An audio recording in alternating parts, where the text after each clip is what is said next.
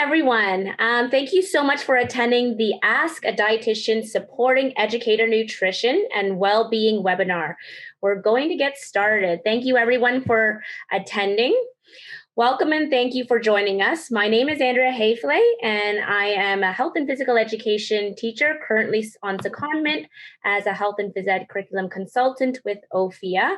I use the pronouns she, her, and hers. We're going to get started with OPHEA's land acknowledgement. Our collective work takes place on traditional Indigenous territories all across Ontario. We are grateful to be able to work with locally on these territories as we move forward in these uncertain times. We acknowledge the enduring presence of Indigenous peoples on this land, including lessons they may have for us on the value of community, resiliency, cooperation, and determination. OPHEA works across Ontario's education system in classrooms, in schools, and in school boards, working directly with educators, principals, school board leaders, public health professionals, and provincial stakeholders to bridge policy and practice, often in partnership, as we're doing today, with the Haefele Foundation, whose support has made today's session possible. So, round of applause. Thank you. The Haefele Foundation is Canada's leading foundation exclusively dedicated to enhancing food literacy. The foundation envisions a society of better informed young children and their families consuming healthier foods and beverages. We're going to go over some housekeeping items for today's webinar. This webinar is being recorded and a recap blog will be developed to summarize discussions from today, and both of these will be provided to all of the registrants. Let's start off with the introductions right now. Today's session will focus on answering your questions about grocery shopping, including how to plan your meals and snacks before you shop, key tips for best buys in different aisles of the grocery store, in-store and obviously online, how to navigate food marketing, health claims, ingredients, and nutrition labeling, where food comes from. We'll explore the supply chain and how it impacts your shopping experience, and practical ideas for how to save time and money when grocery shopping. We want to make sure that you get your bang for your buck out of this session, okay? Before we get started, we wanted to note that all the content found in this webinar was created for informational purposes only. The content is not intended to be a substitute for professional medical advice, diagnosis, or treatment. Always seek the advice of a physician or other qualified healthcare provider with any questions regarding a medical condition. Never disregard or delay seeking professional medical advice or treatment because of something you heard on this or any webinar. To set the stage for the safe webinar environment, we wanted to ensure that we create this physically and emotionally safe environment for you. Our intention is that the language we are using and the questions we are asking and answering are respectful. Our priority is to also create a safe online space for the chat. To help set a common understanding of respect, we are sharing guidelines for respectful discussion from the Students' Commission website that is based on the principles of respect, listen, understand, and communicate in the chat box. When we show respect, we listen. When we listen, we understand. And when we understand, we can communicate. So Kristen's going to drop that into our chat box for everyone to refer to. So, drum roll. Today we will be hearing from Cara Rosenbloom, who is a registered dietitian. I will be guiding the conversation and look forward to your questions within the chat box. Cara is a registered dietitian in a Toronto-based dietitian with 20 years of experience. She began her career as a dietitian at the Hospital for Sick Children and started her own nutrition communications company, Words to Eat By, in 2007. She's a professional public speaker, nutrition writer with the Washington Post, and co-author of Food to Grow On, the ultimate guide to childhood nutrition from pregnancy to packed lunches. She's also raising her own healthy eaters with her husband, Scott. Her daughter is 13 and her son is 9. As I said, my name is Andrea. I'll be moderating the session today. I'm a health and physical education teacher in the York Region District School Board. I'm excited to work with Cara on this awesome session. I've been part of many regional and provincial initiatives that support the health and physical education curriculum, healthy schools, and also DPA. I am a strong advocate for quality health and physical education programming for all students of all abilities. Okay, Cara, are you ready? Let's do it. Okay, so when the registrants were just registering for this session, a lot of questions came in about general grocery habits. I'm going to ask you a few questions, and Sure. Once again, for our participants, feel free to drop your questions in the Q&A box. So the first one I wanted to ask you, why do we buy? Going on, what we buy. Yeah, why do we buy? And I want you to touch on convenience versus taste versus cost and also nutritional value. What's your take on that? Sure. So it's really interesting. There's not one right answer for everybody, and everybody comes to grocery shopping in a different way. And that even has changed due to the pandemic. So when people head into the store or go to their app to shop online, they may be looking at cost first. They may be looking at convenience foods. Do they want to buy foods that they can make or eat really quickly? They may be just buying simply based on what they enjoy and what tastes good, or they may be buying things that are nutritious, or they may be weighing all four of these. If you look over the years at survey results when people are asked these questions, why do you buy, cost, taste, convenience, nutrition? There's no winner. Most of the time, convenience comes out first, especially during a pandemic, and cost is always a big proponent as well right now. And nutrition tends to come in the last place, but of course that depends on the audience you're asking.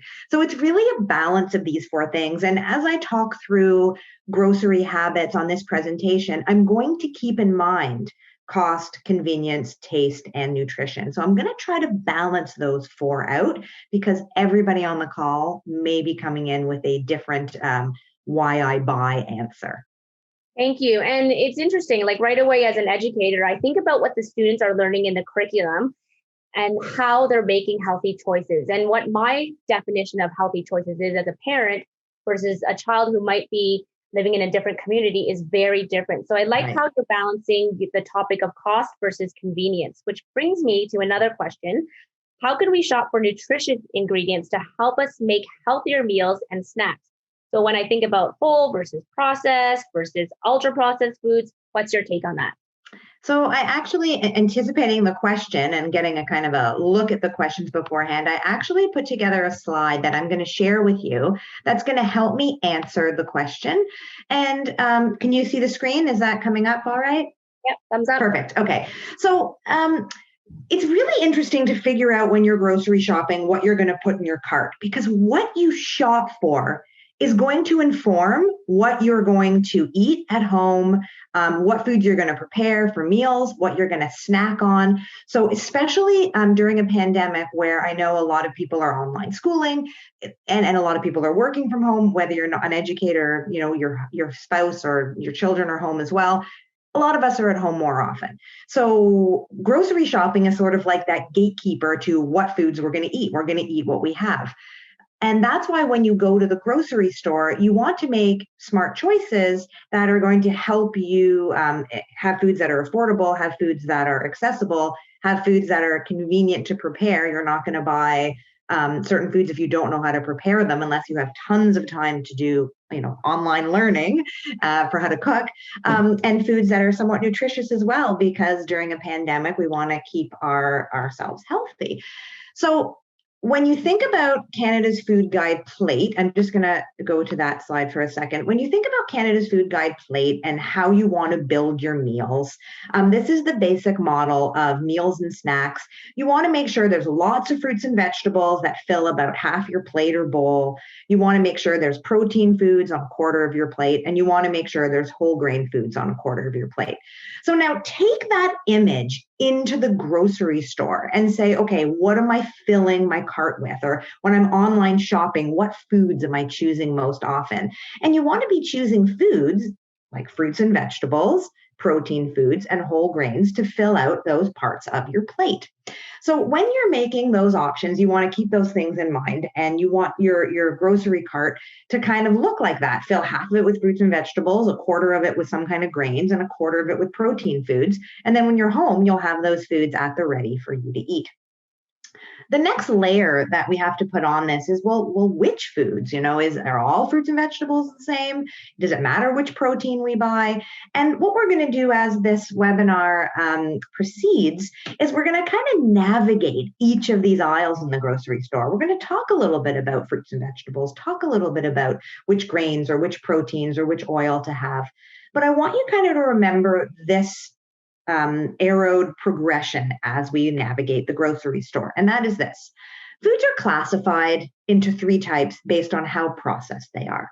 And we know from many years of scientific investigation and clinical studies that the people who eat more whole foods and minimally processed foods have a lower incidence of heart disease, stroke, type 2 diabetes, certain types of cancer, dementia, osteoporosis, and other chronic conditions. Whereas people whose diet is predominantly filled with ultra-processed foods, so foods that have been so highly processed that they no longer resemble what they originally were, when your diet is filled with ultra-processed foods, you actually increase your risk for chronic diseases. So as we go through the presentation, I'm going to point out in certain areas where you can make choices for whole foods rather than ultra-processed foods. I do want to say, though, if you notice here with each square, whole foods you want to fill most of your cart with. That's fruits, vegetables, all your meat, chicken, fish, beans, nuts, seeds, breads, cereals, that kind of thing. Not breakfast cereals, but like cereal grains like barley and oats and quinoa.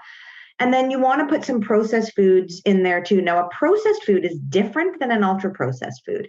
A processed food undergoes a very minimal process just to get it into a more edible form. For example, tuna. A lot of people aren't going to buy a whole tuna fish, but they might buy it in a can. There might be a little bit of oil or salt in the can, but that doesn't take away its health benefits. It's still recognizable as tuna. And these are where you want to fill your cart with most.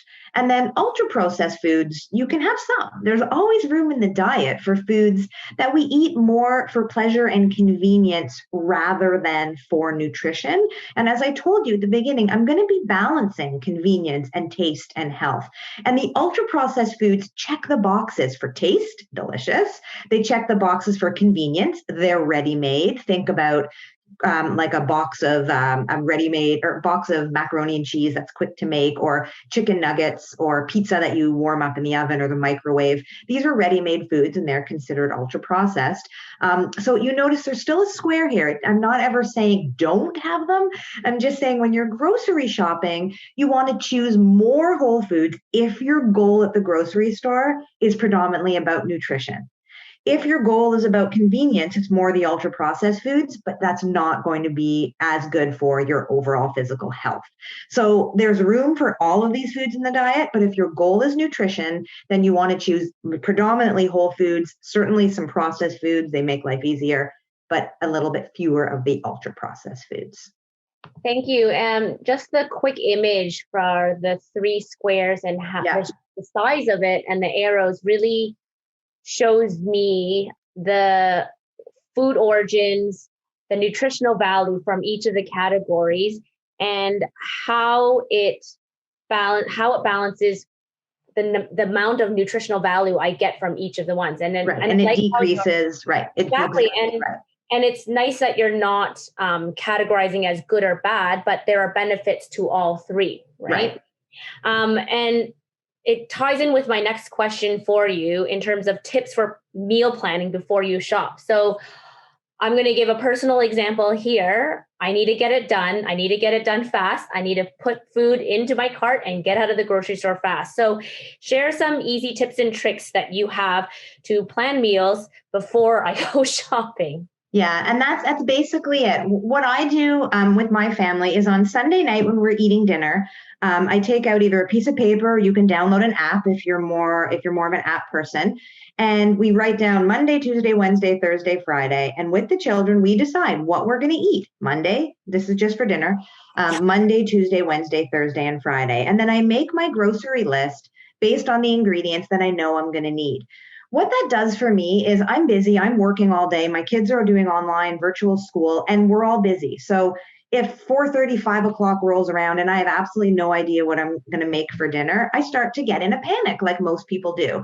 It's not like a year ago where I would just run to the grocery store and pick something up. I'm shopping once a week to try to minimize my exposure to being in crowds, to being with people. And what I do is I make my list of what I'm going to have. I shop Monday morning and I know I'm going to have, the ingredients I need for dinner Monday, Tuesday, Wednesday, Thursday, and Friday. Saturday we order in, it's our day off. And when I place that order, I have all the ingredients that I need because I know what I'm going to make. And then let's say, today when this webinar is over at 5 o'clock, I'm not going to go downstairs and look into the fridge and be like, I don't know what I'm making. I know it's Taco Tuesday. It's easier, whatever day of the week it would be. I know what foods I'm going to make because I have a little piece of paper that says what I'm going to make. That allows me to prep a little bit in advance. It allows my husband or my daughter or my son to get started on the meal if I'm busy, because we all are on the same page and know what we're doing. And that also helps you if you're the kind of shopper who makes impulse purchases and buys lots of things you don't really need. You don't do that as much when you're following a list. So it helps with saving a little bit of money and reducing food waste as well. Definitely. And right away, I think of my teacher mode hat, where if you plan ahead, it can help meet what your goals are when grocery shopping, whether it's cost saving or whether you're really focusing on purchasing the right amount of whole foods in your grocery cart, right? There were a few questions regarding nutrition fact tables, and I found that so interesting because our students are learning that in the health curriculum, right? Mm-hmm. Right at 5, students are learning about nutrition fact tables and food labels, and at the same time, we're getting in questions on, okay, how do I read nutrition fact tables? How do I compare items by nutrition labels when serving sizes are different? Yeah. Share your knowledge. Go for it. So I'm going to share my screen again so that you'll be able to see a nutrition facts table. And it'll make it easier to explain if you're actually looking at it. Okay, so just when we think we understand the nutrition facts table, Health Canada goes and changes it on us. So I've actually have here in front of you the original nutrition facts table. This is still appearing on some food packages, but soon it's going to be phased out and you're going to start to find more and more. You're going to see this new upgraded nutrition facts panel. So follow along with me for a moment. I'm just going to point out a couple of important things on the nutrition facts panel that'll help you make informed choices. Now, I know during COVID, there's probably people are grocery shopping a little more quickly. There may not be as much time to stop and read nutrition facts panels. The good news is you can do this before you shop.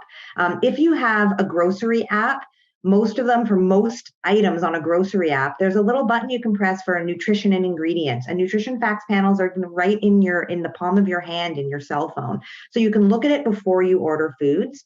Or if you're going into a grocery store and you're buying packaged items that carry a nutrition facts panel, go online and Google them. Most companies that sell food products have it online as well, so you can certainly read nutrition facts panels before you shop if you are being extra cautious during COVID and trying to get in and out of the grocery store as quickly as possible. So I just wanted to raise that.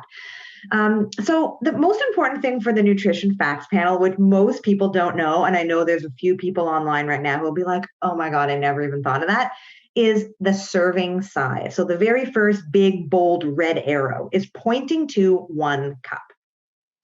That is the serving size that's being measured for all the rest of the information. Here's why I'm pointing that out. Sometimes you'll go into the grocery store and you'll buy a bag of potato chips, for example, and it will have a serving size of 30 grams and it'll be 200 calories. And so you eat that bag of potato chips and you think, all right, I just ate 200 calories. But what you didn't realize is that 30 grams was just for 1 serving, but the actual bag of chips may be 220 grams. You got to do a little bit of math.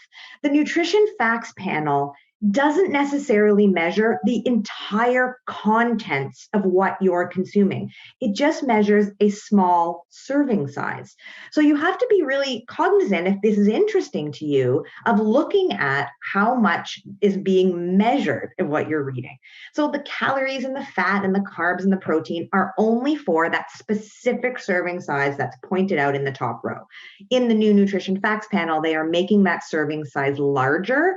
They're hoping, if if it stands out more, people are going to understand that the food you're eating is just, the measurements are just for this much. Someone had sent in a question asking what top 5 things would I look for on a nutrition facts panel. So one would be the serving size. The second is I would look at the protein. Protein's a nutrient that we want to have more of. It is important for protecting our immune system, for keeping our muscles strong. It breaks down, and as protein is part of every cell in our body. So we want to make sure we're getting protein in our diet. The other one is fiber. It is a nutrient that often falls short in a diet. It is listed here on the Nutrition Facts panel under carbohydrates because fiber is a type of carbohydrate. So you want to get fiber. This product obviously has 0 fiber. Wouldn't be a great choice if you're looking for a high fiber food. The other thing you might want to look at if you are sodium sensitive or have heart issues or kidney issues is the sodium content. Some foods are quite high in sodium. And then the vitamins and minerals. In this case, the new Nutrition Facts panels are going to be highlighting potassium, calcium, and iron. So if you look at the original panel on the left, it used to be vitamin A and vitamin C and calcium and iron, but because most Canadians aren't deficient in vitamin A and vitamin C, so the government decided to stop highlighting those and instead is going to really focus on potassium, which is important for heart health to get enough, and calcium and iron, which are important for bones and blood and all sorts of different things. So that's kind of where it's going. The last thing I'll say about Nutrition Facts panels is learning how to read the column that's on the far right, which says percent daily value. And you'll see that there's little numbers down that column with percentages. What that tells you is of 100%, if in a day you need to get 100% of a certain nutrient, this tells you if this food gives you X% of it. So this particular food is mostly sugar. It's providing 22% of your sugar maximum in a day. So this is a really sweet product. It's also giving you a little bit of potassium, but you don't want to get potassium with all that sugar. Probably not the healthiest item. It's mostly just carbs and sugar. So it's probably a candy of some sort or a juice or something. The kind of the rule of thumb when you're looking percent daily value is 5% or less is considered not a lot. So when you're looking at sodium, you want the percent daily value to be 5% or less. When you're looking at nutrients that you want more of, like fiber, vitamins, or minerals, you want the percent daily value to be 15% or more. That means it has a lot of that nutrient and it's better for you. So hopefully that's a good overview. The other thing, in addition to the Nutrition Facts panel, you want to look at is the ingredient list, because that provides a lot of information too. Specifically, if you have food allergies or intolerances, need to see what's in something, or you want to know how processed a food is. An ultra-processed food will list either sugar, fat, or salt, and a lot of additives and preservatives and stabilizers and gums and emulsifiers and all sorts of ingredients that will indicate to you that that food has been ultra-processed. Thank you.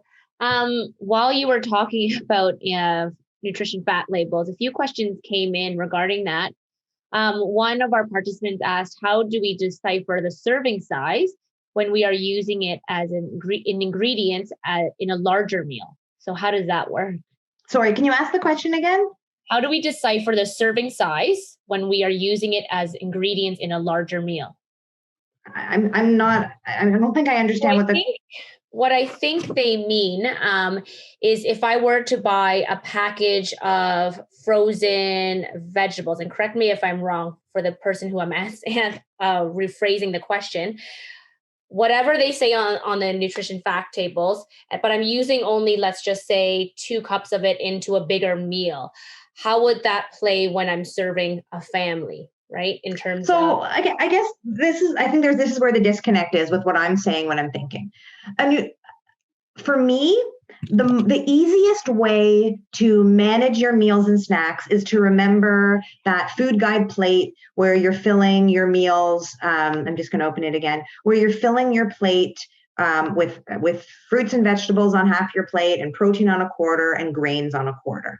So the idea of reading a nutrition facts panel is not so that you're looking at and counting every gram and every calorie and every gram of fat you have every day. I wanted to provide the context so you know how to read a nutrition facts panel, because it does come up in curriculum. So everybody should know the basics of how to read it. And it can help you make healthier choices at the grocery store, especially if you have two products side by side. Let's say you have two boxes of breakfast cereal and you want to make a healthier choice between those two breakfast cereals. Now you can look at it and say, okay, this one has more fiber, this one has less fiber, this one has more sugar, this one has less sugar, and it can help you make informed choices. However, when you're getting home and you're serving the food to your family, there's no situation where you need to measure out portions or decide exactly how many servings a person eats.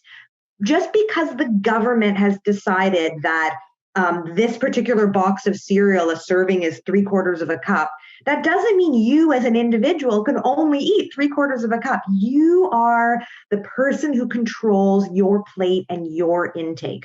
The nutrition facts panel needs to decide numbers to put on the label, but you decide what to put into your body. So for example, if a cup of cereal is a serving, my son might eat half a cup and my husband might eat 2 full cups. All I'm saying with the nutrition facts panel is use that if you're interested in about how many calories or how much fiber you're getting, but certainly there's no reason to ever calculate exactly how much you're getting in a day. So nutrition facts panel can help you make healthier choices at the grocery store, but it shouldn't ever inform every bite you take every day. I don't want people to start crunching numbers. That adds stress and anxiety to eating. Just use a healthy plate, and that's enough. No, I'm glad you mentioned that, because it's a standard, but it's not a set standard for every person, right? Exactly. It's just a guideline. Yeah. Exactly. And it's almost like you have to weigh in, okay, what is cost versus convenience? Because that differs from family to family, right? Right. Exactly. That kind of leads me into another question that just popped in regards to protein. So this specific question from our participant asked, is there a recommendation of daily intake of protein? Would it be in grams? So I'm going to add a little more to this from my perspective. The amount of protein that I'm eating is going to be different for the amount of your protein. Right. You've answered the question. Awesome. Every protein requirements are based on age, height, weight, gender, activity level. They're based on so many factors that I can't give one number to everybody. As a very basic rule of thumb, aim for about 25 to 30 grams of protein at breakfast, at lunch, at dinner, and maybe about 10 grams at each snack, and you're on the right track. For more information that's more specific to you, you'd need to ask a registered dietitian, and they could calculate the actual needs based on your individual needs. Makes sense. Thank you so much for sharing that. And I love how your messaging is consistent, because we want to make this most practical for everyone who's here today, right? Right. I'm going to jump into the next topic in regards to vegetables and fruit. And I am going to admit I have the same question too. I want to buy for convenience. I want to minimize my contact at the grocery stores, especially now being in a pandemic. Fresh, frozen, or canned? Is there too much sugar in fruit? What is healthy? What is not healthy? Yeah. Share your knowledge. Sure. Well, this is a section of the grocery store that I want people to spend the most time in and fill their cart with the most, because we know from so many years of study that fruits and vegetables provide so much valuable nutrition for the body, vitamins and minerals and fiber and antioxidants. So fill up here. There are no bad fruits or vegetables. If you want fresh, buy fresh. If you want frozen, buy frozen. If you want canned, buy canned. There's no bad. It's all good. It really depends on what you can afford, what you can access, what's convenient for you. But there's no bad. In fact, a lot of people always think frozen vegetables maybe aren't as good as fresh, but studies actually show that because frozen vegetables are picked, packed, and frozen really, really soon after harvest, the freezing process actually actually locks in vitamins and minerals. And then when you defrost them and stir fry them or steam them or do whatever you can to prepare them, they actually, those vitamins and minerals spring back to life, and they're just as healthy, if not more healthy than fresh. So never feel bad about eating any fruits or vegetable. You can eat fruits and vegetables raw. You can roast them. You can steam them. You can stir fry them. You can microwave them. The only recommendation that most dietitians will say is if you're going to boil vegetables, if you see the color come out of the vegetables and enter the water it's boiled in, that color are the antioxidants. That color are the pigments you want to ingest. So boiling is great for soup when you're going to eat the liquid, but if you're boiling and throwing out the water, it's better to steam and much more minimal. So steaming is when you put like an inch or half an inch of water, then steamer basket and vegetables, and you cover it so the steam cooks them, rather than boiling, which is when the vegetables are submerged in water.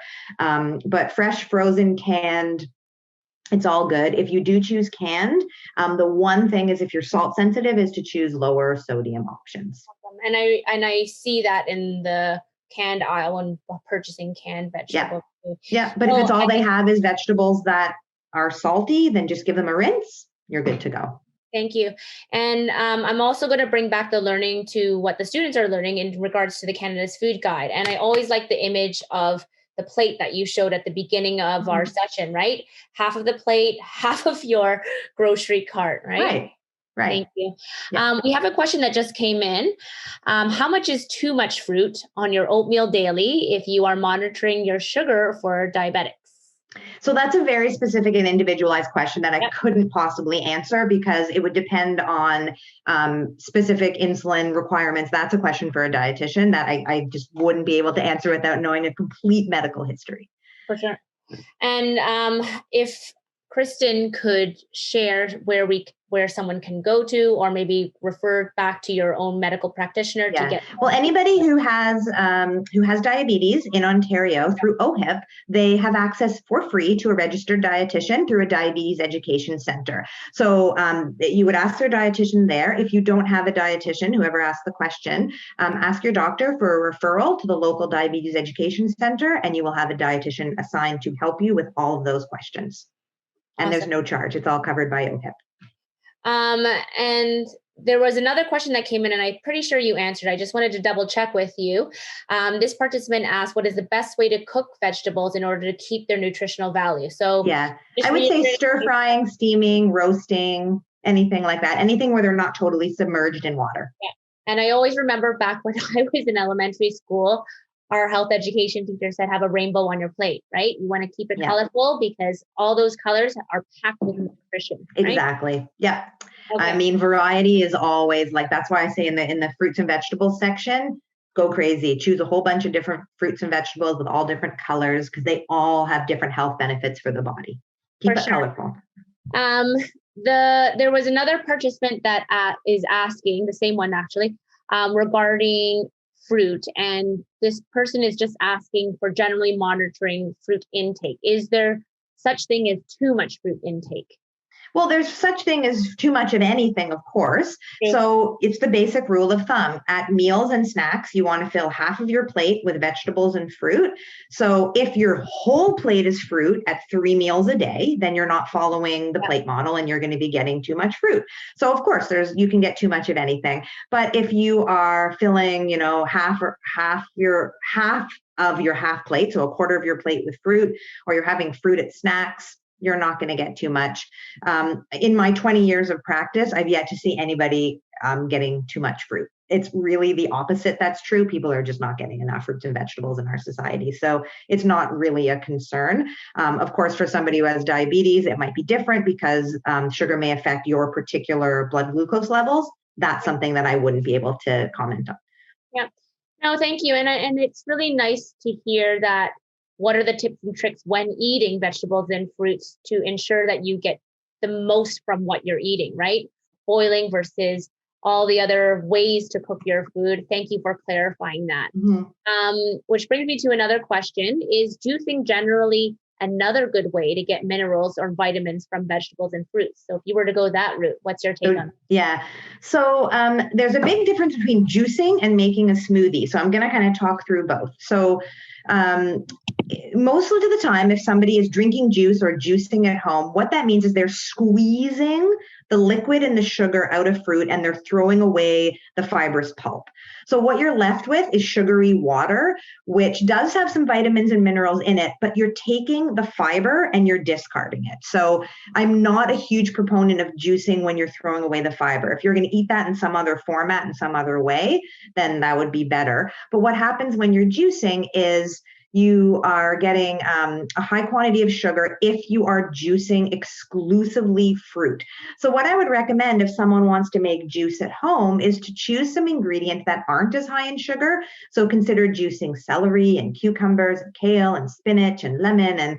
And you can totally mix an apple in or as pineapple or something to give it sweetness. But if you're exclusively just having fruit juice, I would limit that to no more than maybe a cupful, 1 cup a day. Any more than that is the sugar starts to add up quickly. And your body at a certain point, if it's not getting fiber, doesn't know if that sugar is coming from 100% juice or if that sugar is coming from a can of soda. So too much sugar in liquid form is too much sugar, whether it's coming from juice or pop or drinks or, any other sweetened drinks, iced tea, lemonade, Fruitopia, it doesn't matter. If too much sugar is too much sugar. When you're having a smoothie, it's a different story because you're putting in the blender the whole fruit, including the fiber. And you're also usually going to be adding some kind of protein to a smoothie, maybe some kind of a milk or a yogurt or a soy milk or a protein powder. And then that blunts the high, spike in sugar just from the fruit.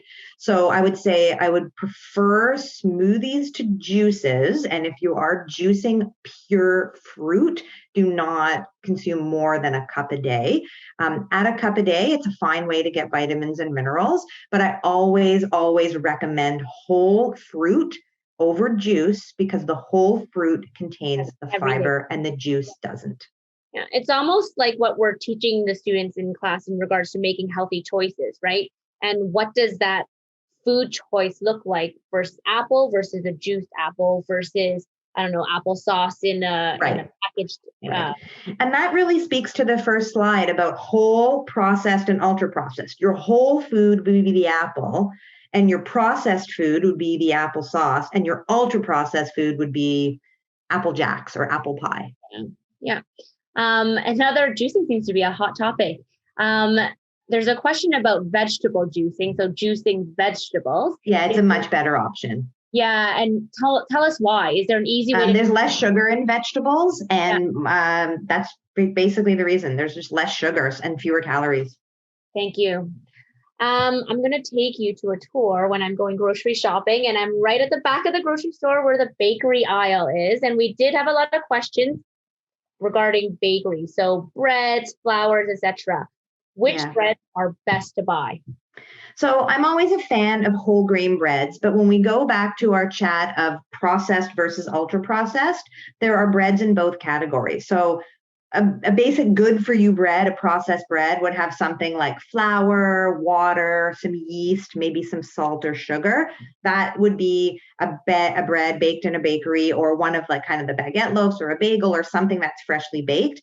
And then there's the breads that are a little bit more ultra processed because they have more preservatives in them, so they last longer. They usually come tied up in a bag. They have an expiry date that's 2 weeks from the day you bought it. That would be an ultra processed bread. So of course, the first rule of thumb is always buy what you can access and what you can afford. But if you do have the ability to choose based on nutrition and based on health, you want to choose a processed bread. So Stone Mill, Shasha, Ace Bakery, Dave's Killer Bread, one of those brands rather than a brand that is highly processed with a lot of mono and diglycerides and emulsifiers and stabilizers and things that you don't know. And you want to look for one that has whole grain as the first ingredient.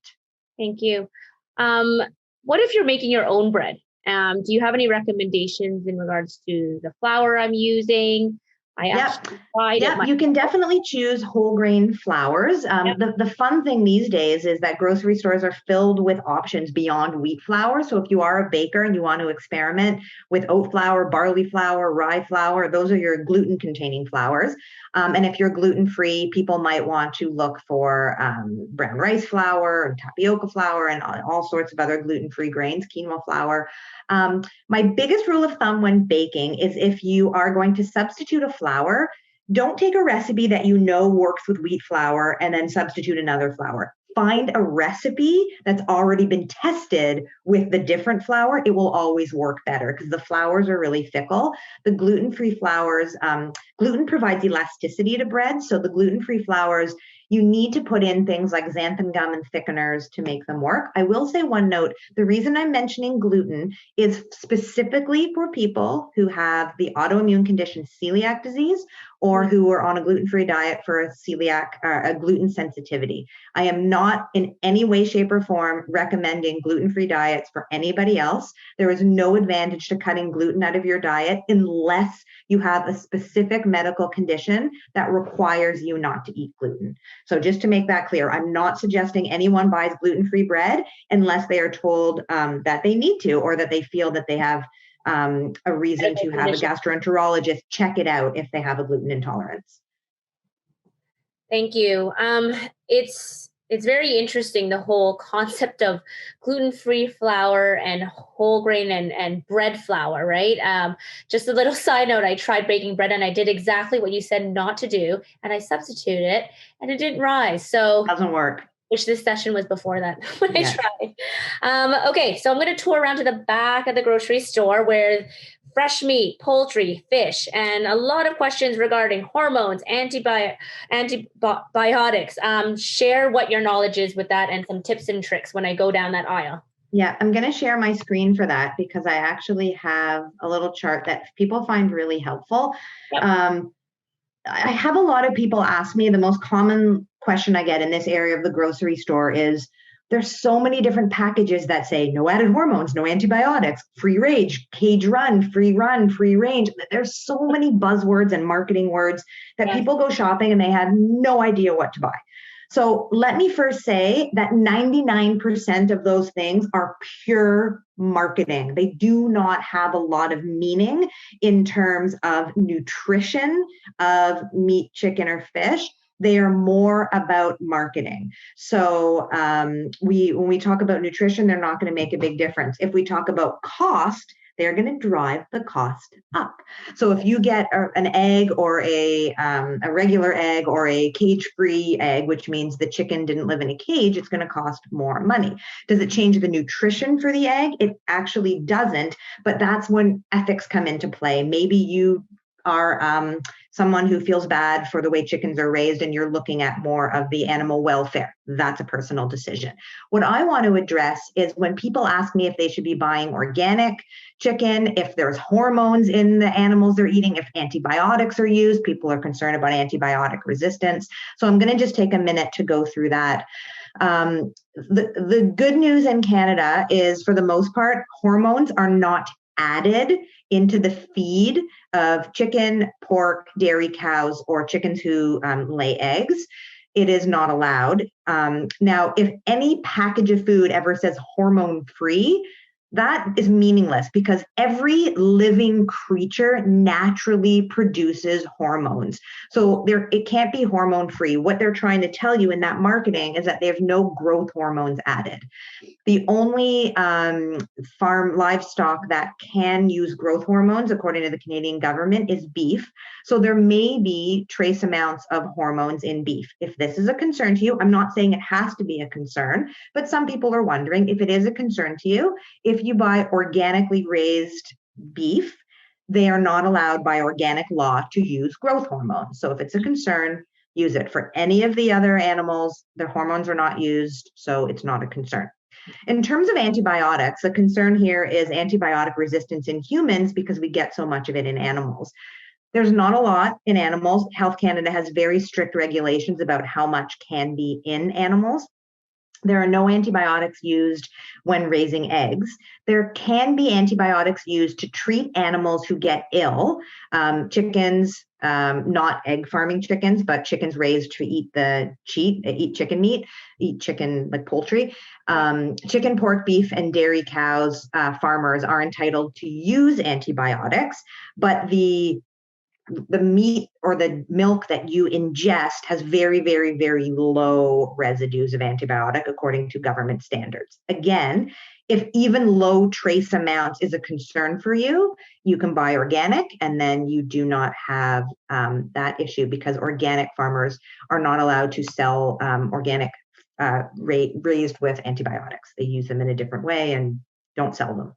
Yeah, no, this is eye-opening, because making parallels with what I teach in the health education class is knowing where your food comes from and how it's raised, how it's processed, how it's grown. Thank you for clarifying that. And I'll say that chart is based on information from the chicken farmers of Canada, the pork farmers of Canada, the dairy farmers of Canada, all informed by Health Canada's rules and regulations, which are very tight and very strict. So knowing where your food comes from, if you start to do a deep dive, you will actually feel really good about all of the safeguards that are in place to make sure that health and nutrition of humans is first and foremost, and the health of the farmers and their animals is also taken into account. So you should feel really good and really safe about our Canadian food supply. It even makes you think about media influences on getting us to buy XYZ, right? And how it's packaged, where it's placed in the grocery store. So eye-opening. There was a question that came in regarding eggs, and I know it's a very popular topic. Are omega-3 eggs much healthier than regular eggs? So this is an interesting question, and I'll put the question back to you, is how much fish do you eat in your diet? So the reason that omega-3 is in eggs is because chickens are fed a diet that is rich in flax seeds. So because the chicken is ingesting flax seeds, which contain omega-3 eggs, their resulting eggs have omega-3 fats in them. So there's no magic there. They're just fed a feed with omega-3 fats. Now, there's about 100 milligrams of DHA, the important omega-3 fat for heart health. There's about 100 milligrams of DHA per egg. So it'll be about, if you have 2 or 3 eggs, 200 or 300 milligrams that you're getting. A piece of salmon will have about 2,500 milligrams of DHA. So if you are the kind of person who already is eating a lot of fatty fish, salmon, tuna, mackerel, trout, sardines, if you're getting fatty fish 2 or 3 times a week, you can certainly buy omega-3 eggs if you want to, but you're already probably getting enough omega-3 fat. If you take omega-3 supplements, you're already getting enough omega-3 fat. If you don't get fish at all, then omega-3 eggs are a fantastic choice, because you're not getting omega-3 fat from anywhere else. Also for children, a lot of children, like my son, don't like fish. So I make sure I buy omega-3 eggs. He's not going to eat fish. At least I know he's getting some omega-3 fat through the eggs. So again, I put that question back to you. What is your specific diet, and where are you getting your omega-3 from? Is it from the eggs or is it from the fish? So yes, they're a great idea. Just depends on if you need that extra omega-3. And taking that extra time to figure out what your own specific body needs for it to be healthy, right? Right. Yeah. Right. Thank you for clarifying. I have a few questions that might be sprinkling from topic to topic, and I want to make sure that I value all our participants right now. There are a question that came in regarding gluten, jumping back to the topic we were talking about before. Do you think gluten contributes to inflammatory conditions, including arthritis or skin conditions? So what we know about gluten to date is that it is part of an autoimmune condition called celiac disease. Other ones have not been proven by the science, so I will leave that to talk to your rheumatologist or your physician about. According to the science, the people who require a gluten-free diet are people who have the autoimmune condition celiac disease, or people who have what's called non-celiac gluten sensitivity. There may be people with arthritis who have non-celiac gluten sensitivity, which means it can cause problems for them. Is that a blanket statement that everyone with arthritis shouldn't have gluten? No, of course not. It may be specific to certain people, and that's where your own personal dietitian and gastroenterologist or rheumatologist can really help you make decisions that'll inform your personal diet. Thank you. The next topic I do want to get into, because obviously I'm also interested in too, there were a lot of questions regarding packaged food, but before we jump into that, there was a question asking about baking. And this participant was asking regards to, they were going to start baking more often. are there any healthier ingredients, including sugar substitutes, that they can use? Any recommendations that you have? Right. I think it depends on what you're baking. To me, if we go back to that whole like whole foods, processed foods, ultra processed foods, baking is ultra processed, even if you do it at home, because you've taken wheat, turned it into white flour. That's already one process. Now you're turning that white flour into a cookie or a cake or a pie or a muffin. That's an ultra process. So baking is ultra processed food. So to me, if I'm baking, I want to bake something I'm going to enjoy. I'm not going to bake it so that it's super healthy because I might not enjoy it. I have a friend who bakes whole wheat cookies with Cara chips, right? Like, come on, if you're going to have a chocolate chip cookie, right? So for me, the way I feel, and you don't have to agree, and everybody can do it their way. I would rather, for my enjoyment, eat a real chocolate chip cookie that I baked. And if I bake 24 cookies, I put them in the freezer so I don't eat them all at once. I would rather have 1 or 2 cookies and enjoy that thoroughly than have something that's healthy, which gives me this weird permission that I can eat more because it's whole wheat flour and carob chips and fake sugar and agave and coconut sap syrup and all these weird ingredients. And then I think, oh, it's healthy. I can eat 7 cookies. I'd rather just bake the real thing and eat the real thing. But for people who want to do healthier baking, just be honest with yourself.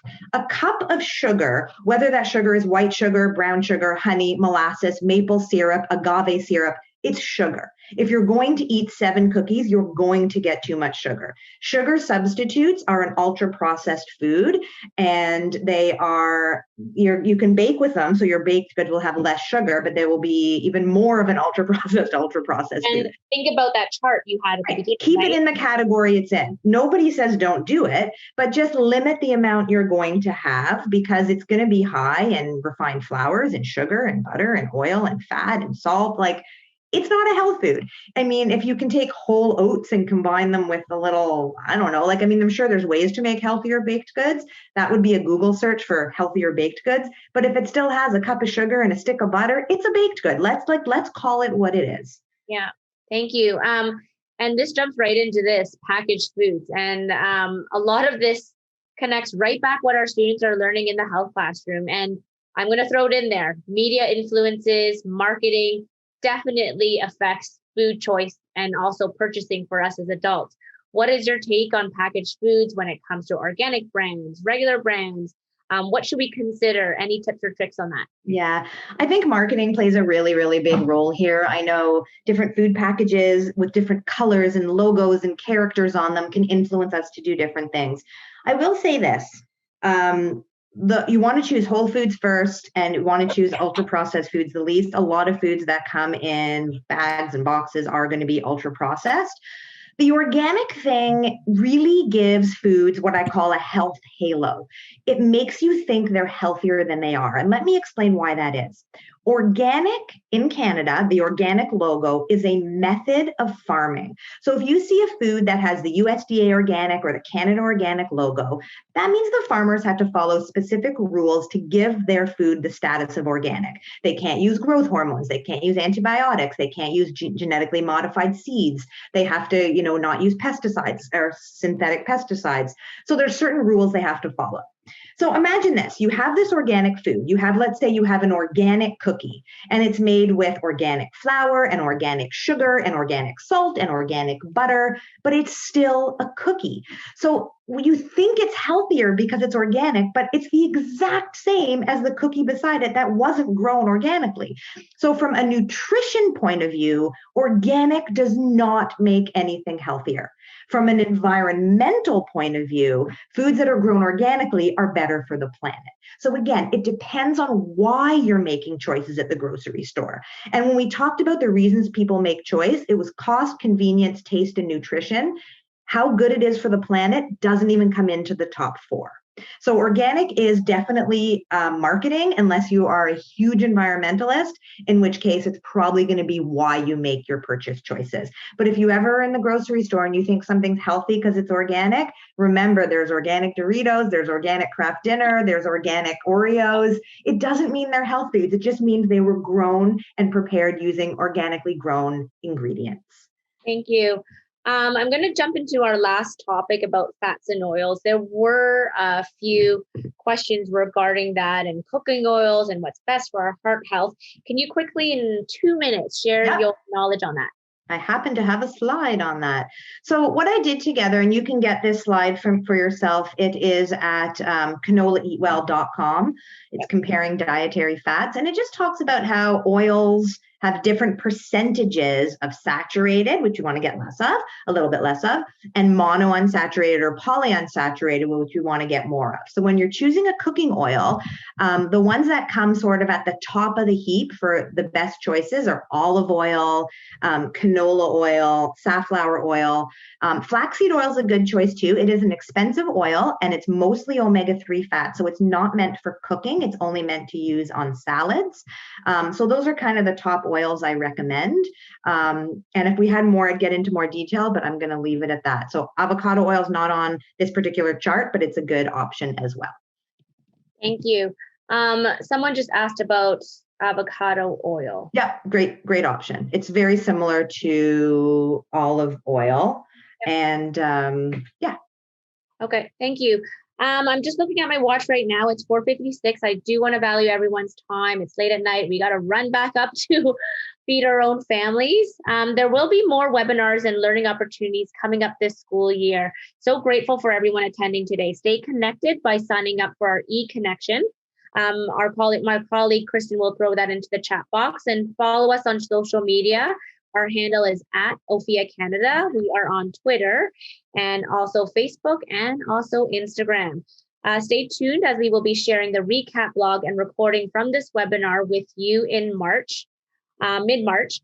And we're going to also share a survey from today's webinar into the chat box. So please take a moment just to fill that out. It'll be a quick moment on your end. Thank you so much, Cara, for joining us again. Your expertise and energy is awesome. I learned a lot, and I'm really hoping that we were able to get to everyone's questions. My pleasure. Thank you. Thank you, everyone, for attending.